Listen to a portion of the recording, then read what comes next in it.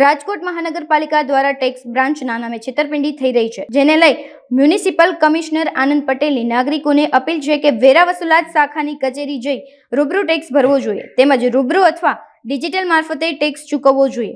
મનપાના tax બ્રાન્ચના નામે છેતરપિંડી મામલે મ્યુનિસિપલ કમિશનરે નિવેદન જાહેર કર્યું છે. ટેક્સ વિભાગ સિવાય કોઈ વ્યક્તિ સાથે રોકડ વ્યવહાર કરવો નહીં, તેમજ વેરા વસૂલાત શાખાની કચેરી કે ઓફિસ ખાતે જઈને રૂબરૂ જ પૈસા આપવા જોઈએ.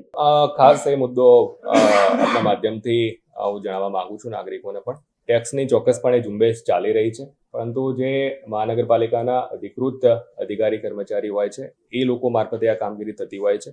અને મેં વાત કરી એમ, જ્યારે ફિલ્ડમાં આપણે કોઈ પણ આપણા અધિકારી કર્મચારી જતા હોય છે ત્યારે ક્યારે પણ એ રોકડમાં ટેક્સની વસૂલાતનો પ્રશ્ન ઉપસ્થિત થતો નથી. જે રોકડમાં ટેક્સની વસૂલાત ટેક્સ પે કરવાનું થતું હોય છે એ જે આપણા ટેક્સ કલેક્શન સેન્ટર છે એની જે વ્યવસ્થાઓ છે ત્યાં જે કરવાનું થાય છે.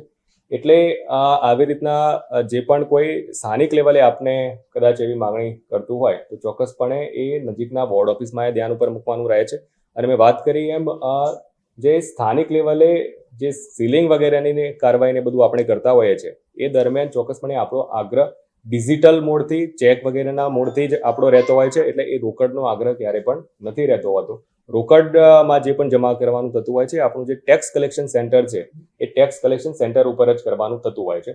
આ પ્રકારનો કંઈ પણ મુદ્દો કોઈ પણ નાગરિકના ધ્યાન ઉપર પણ આવે, કંઈ શંકાસ્પદ જેવું પણ લાગતું હોય તો એ તાત્કાલિક અસરથી કોર્પોરેશનના લાગતા વળગતા જવાબદાર અધિકારી કર્મચારીના ધ્યાન ઉપર મૂકે.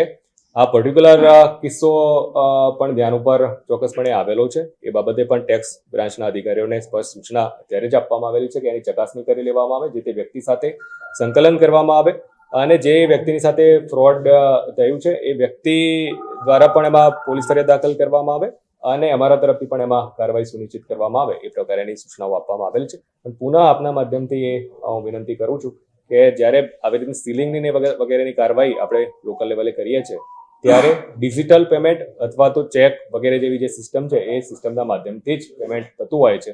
રોકડનું જે પેમેન્ટ વગેરે છે એ આપણે ટેક્સ કલેક્શન સેન્ટર ઉપર જ કરવાનું રહે છે. એ તમામ નાગરિકો એમાં ધ્યાન ઉપર